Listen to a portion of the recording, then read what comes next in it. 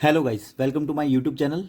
जैसा कि मैंने आपको लास्ट लेक्चर में ये बताया था कि हम ड्रग्स को किन किन वे से हमारे बॉडी के अंदर डाल सकते हैं, तो हमने बहुत सारे देखे थे। जैसे कि लास्ट मैंने आपको ये बताया था कि ओरल के थ्रू या फिर सबलिंगुअली या फिर हम रेक्टली ये सारे इंजेक्ट कर सकते हैं। तो आज मैं आपको उसी के आगे का बताता हूँ। जैसे कि पेरेंट्रल में क्या था? अवे फ्रॉम जीआईटी था। Away from GIT, gastro intestinal tract. इसी में हम दो पढ़ते हैं, एक होता है इंजेक्टेबल, एक होता है नॉन इंजेक्टेबल।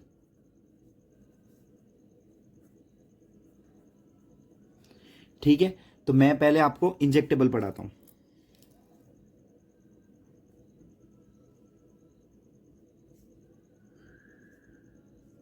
इंजेक्टेबल मतलब जो इंजेक्शंस के थ्रू हम ड्रग्स को अपने बॉडी के अंदर लेते हैं। कौन कौन से इंजेक्शन हो सकते हैं? तो सबसे पहला होता है intradermal, intradermal injections,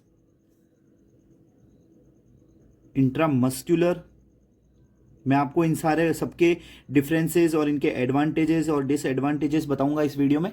intradermal, intravenous,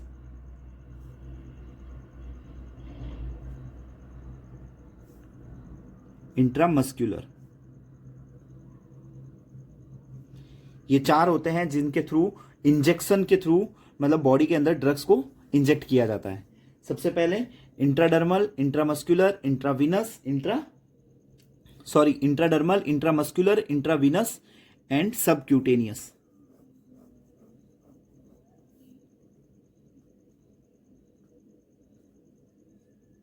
subcutaneous सबसे पहले हम इसमें देखते हैं subcutaneous.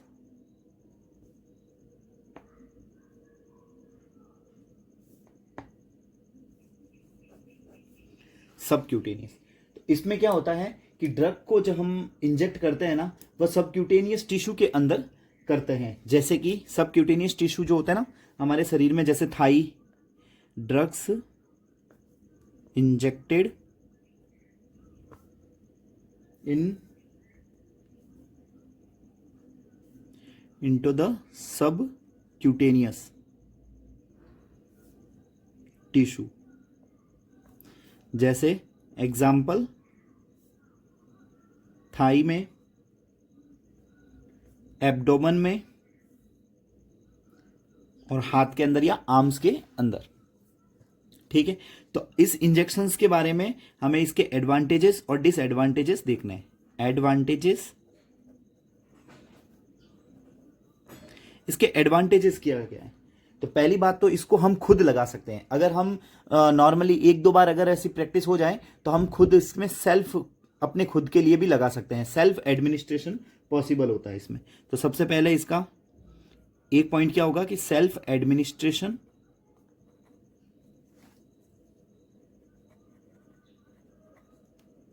Self administration is possible. Disadvantages इसके क्या है?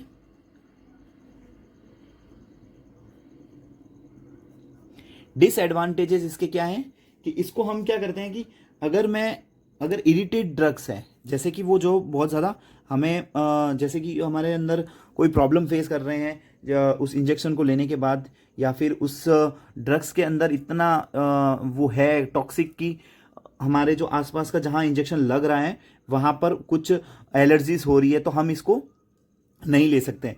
ठीक है, या फिर पेनफुल बहुत सारी ऐसी ड्रग्स होती है जो पेनफुल होती है, तो हम उसको इंजेक्ट नहीं कर सकते। तो इसमें हम ये लिखेंगे कि इरिटेट जो ड्रग्स होती है,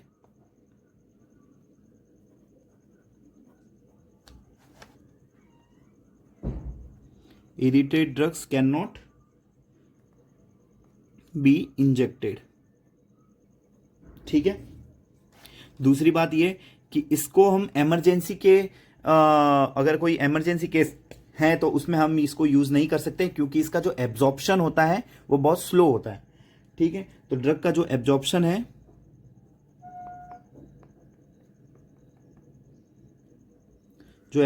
वो स्लो है, इस कारण हम इसको इमरजेंसी में यूज नहीं कर सकते।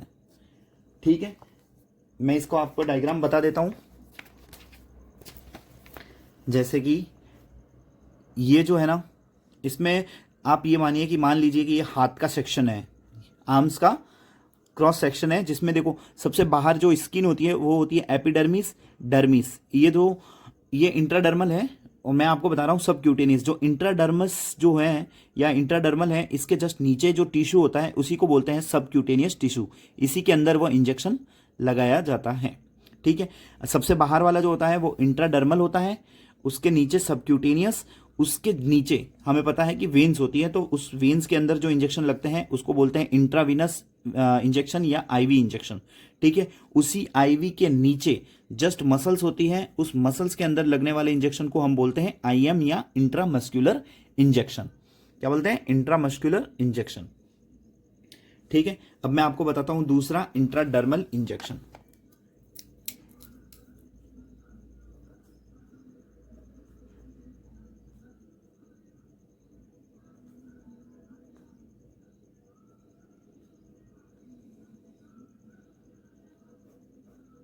Intradermal injection.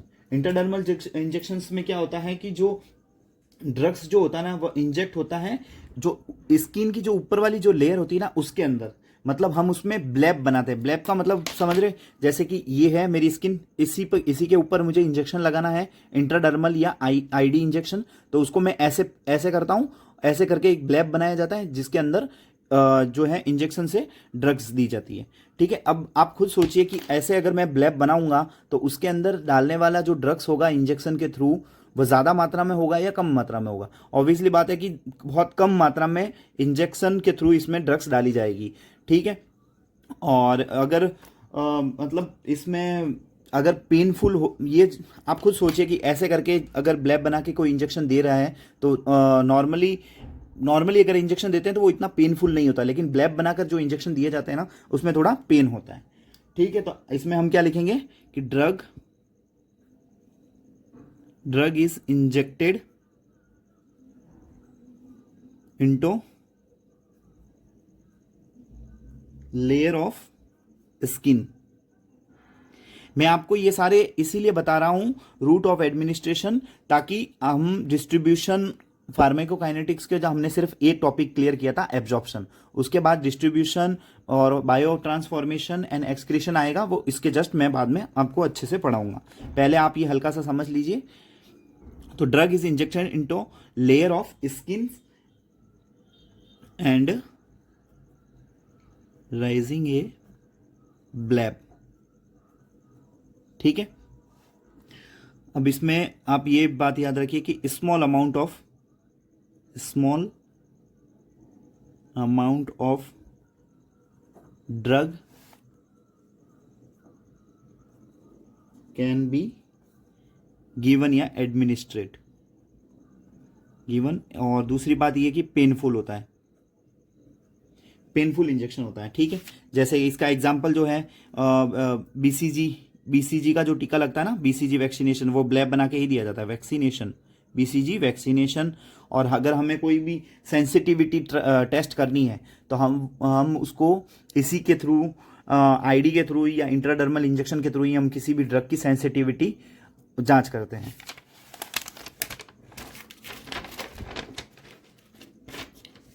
ठीक है, अब मैं आपको तीसरा पढ़ाता हूं, आईवी, इंट्रावीनस।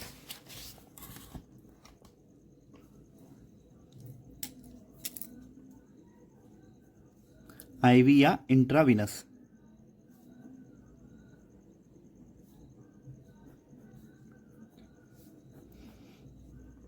अब मैं आपको इसके बारे में दो तीन चीजें बताता हूं। बायो अवेबिलिटी,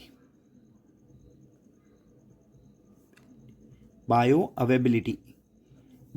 अवेबिलिटी क्या होता है कि बायो अवेबिलिटी में मतलब कि मान लीजिए कि आपने एक कोई भी ड्रग्स ली ओरल के थ्रू। ठीक है, उस ड्रग्स को, मान लीजिए ये ड्रग्स है और आपने क्या करा कि ओरल के थ्रू ये ड्रग्स ली। ठीक है, तो ये ड्रग्स अगर ओरली हम इसको ले रहे हैं तो सबसे पहले क्या होगा कि वह हमारे स्टमक में जाएगी, फिर वह फर्स्ट पास मेटाबॉलिज्म क्रॉस करेगी, मतलब लीवर के अंदर जाएगी, first pass metabolism, first pass metabolism को क्रॉस करेगी, मतलब लीवर को क्रॉस करेगी। अगर नॉन पोलर ड्रग्स हैं तो लीवर के अंदर जाकर वह पोलर होगी, फिर उसके बाद उसका मतलब फिर वो ब्लड के अंदर जाएगी।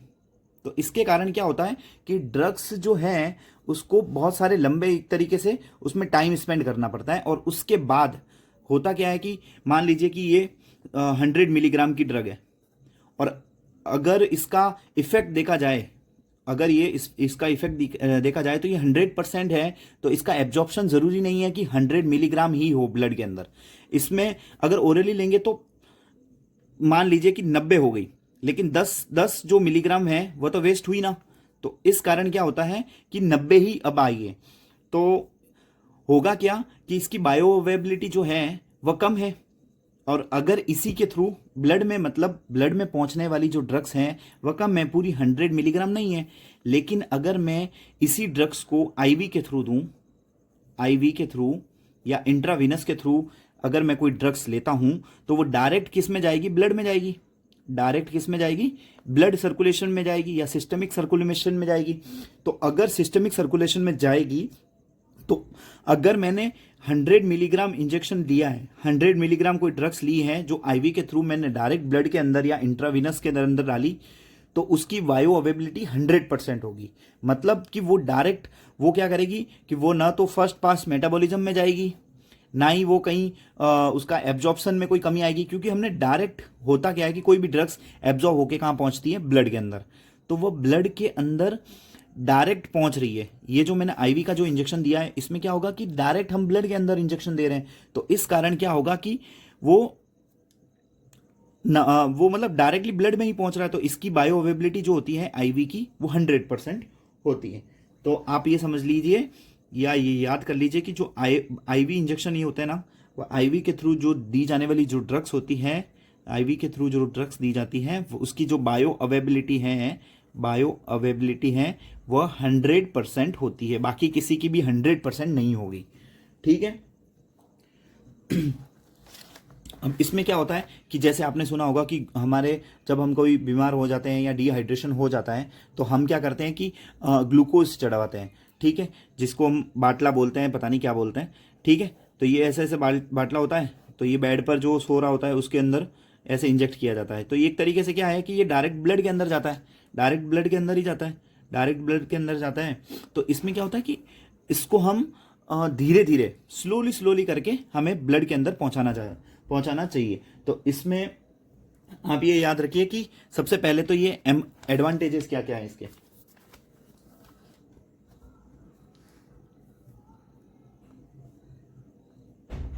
मैं आपको बायो अवेलेबिलिटी के बारे में और डिटेल में बताऊंगा, एक टॉपिक है पूरा कंप्लीट।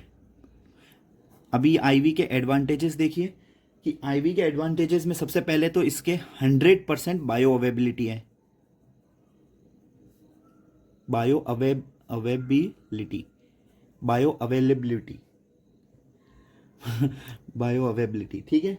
और हाईली इरिटेंट ड्रग्स जो होती है ना, मान लीजिए कि कोई ऐसी ड्रग्स है जो मैं ना तो इस इंजेक्शन के थ्रू ले पा रहा हूँ, या फिर सेल्फ एडमिनिस्ट्रेट नहीं करवा पा रहा हूँ, और या फिर मैं ओरली नहीं ले पा रहा हूँ, तो उसको मैं क्या करूँगा, अपना खुद का टेस्ट ना बिगड़े, या फिर मैं नहीं ले पा रहा हूँ कोशिश करने के बाद भी, बहुत ज़्यादा इरिटेट कर रही है मुझे वो ड्रग, तो मैं क्या करूँगा, आईवी का डायरेक्ट ही इंजेक्शन ले लूँगा।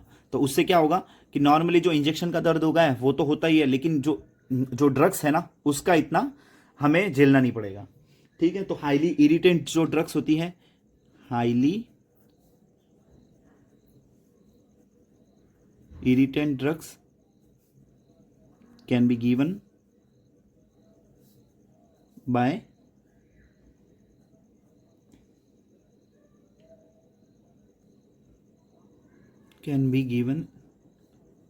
Into blood. ठीक है, हाईली इरिटेंट ड्रग्स दे सकते हैं, और नॉर्मली है कि ये एकदम क्विक एक्शन करेगी।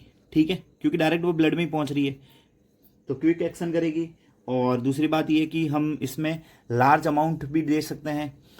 लार्ज अमाउंट बोले तो कि ग्लूकोज का जो नॉर्मली होता है वो मान लीजिए कि कोई 250 ml का है, तो उसको भी हम डायरेक्ट इंजेक्ट कर सकते हैं तो वो धीरे धीरे स्लो स्लो करवाना पड़ेगा हमें, ठीक है। तो लार्ज अमाउंट में जो ड्रग्स होती हैं, लार्ज अमाउंट ऑफ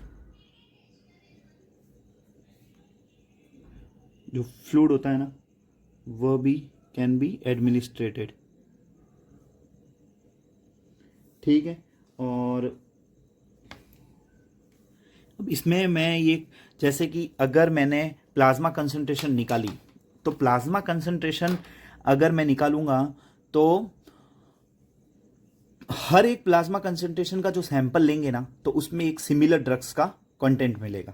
ये आपको एक याद रखना पड़ेगा कि कांस्टेंट प्लाज्मा लेवल इसमें मिलेगी आईवी के थ्रू। अगर आईवी के थ्रू हम कोई चीज देंगे या ड्रग देंगे तो कांस्टेंट कांस्टेंट प्लाज्मा कंसंट्रेशन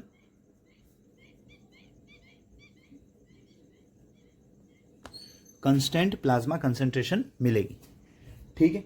अब इसके डिसएडवांटेजेस क्या क्या है?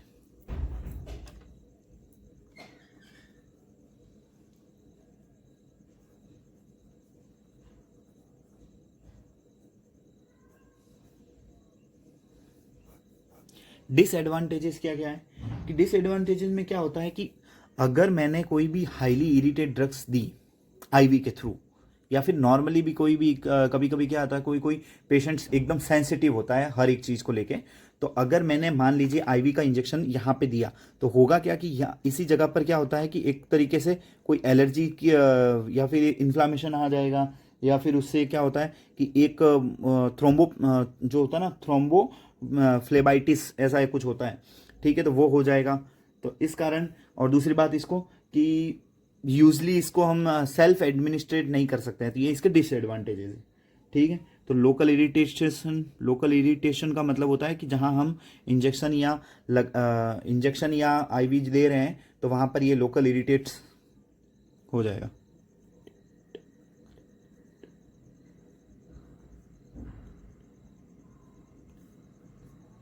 लोकल इरिटेशन हो जाएगी,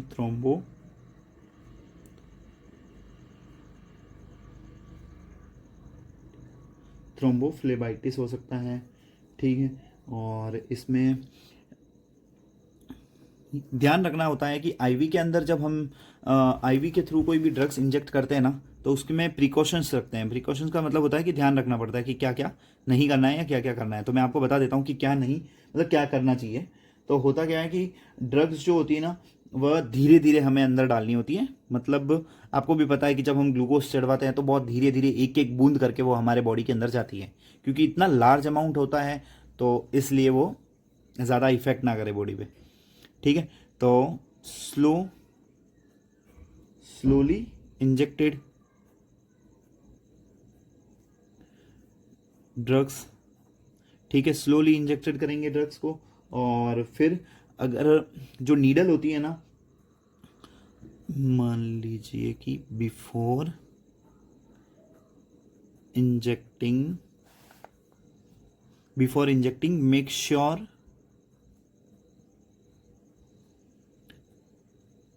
tip of needle is in veins. मतलब कि जो हम इंजेक्शन लगा रहे हैं, वह उसकी जो नीडल है वो हमें ये कंफर्म करना पड़ता है कि वह वेन्स के अंदर है या नहीं है, मतलब वेन्स के अंदर ही हो, ऐसा कंफर्म करना पड़ेगा, ठीक है। एक होता है इंट्रामस्क्यूलर, लास्ट जो बचा है वो है आईएम, इंट्रामस्क्यूलर।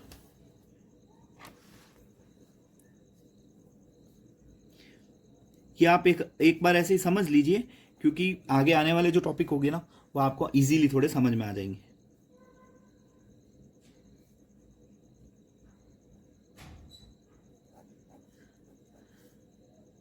इंट्रामस्कुलर में नाम से ही पता चल रहा है सारे के सारे इंजेक्शन के कि इंट्रामस्कुलर है, मतलब ये इंजेक्शन जो है वह मसल्स के अंदर लगेगा, ठीक है। तो इसमें लिखेंगे कि ड्रग्स आर इंजेक्टेड इन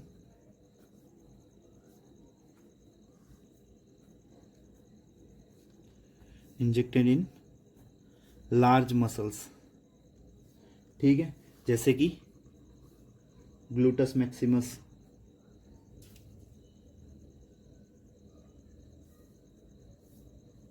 हो गया, और डेल्टोइड मसल्स,